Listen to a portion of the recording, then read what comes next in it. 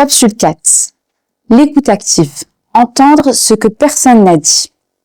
Dans cette capsule, on va parler d'une compétence rare. Écouter, mais vraiment écouter, même ce qui n'est pas prononcé. Tu sais, il y a une grande différence entre entendre quelqu'un et écouter quelqu'un. Entendre, c'est mécanique.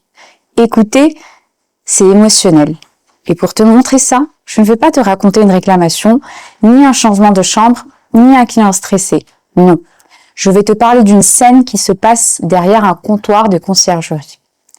Un collaborateur reçoit une cliente qui demande une simple information, les horaires d'un transport.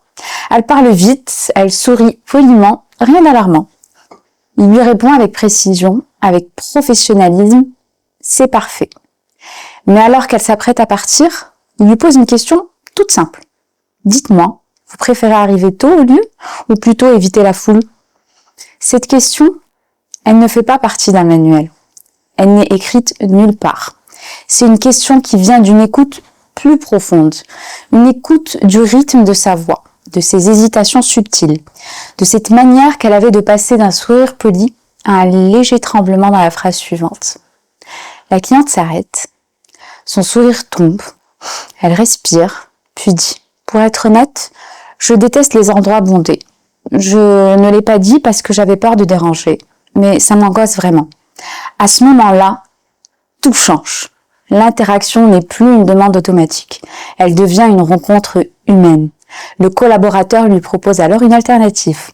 Un trajet un peu plus tôt, plus calme, mais surtout moins fréquenté. Elle le regarde comme si elle venait d'être vue, mais vraiment vue, pas entendue, écoutée. Et elle dit « Merci. Je n'aurais jamais pensé que vous pourriez le deviner. » Voilà la différence.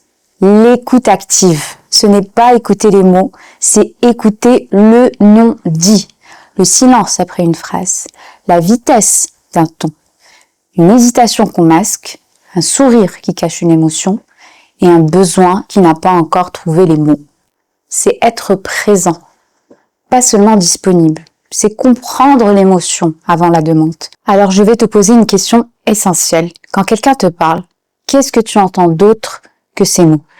Parce qu'au fond, l'écoute active n'est pas une technique, c'est un regard intérieur. Voir la personne derrière la phrase. Et c'est ça, la vraie magie du service.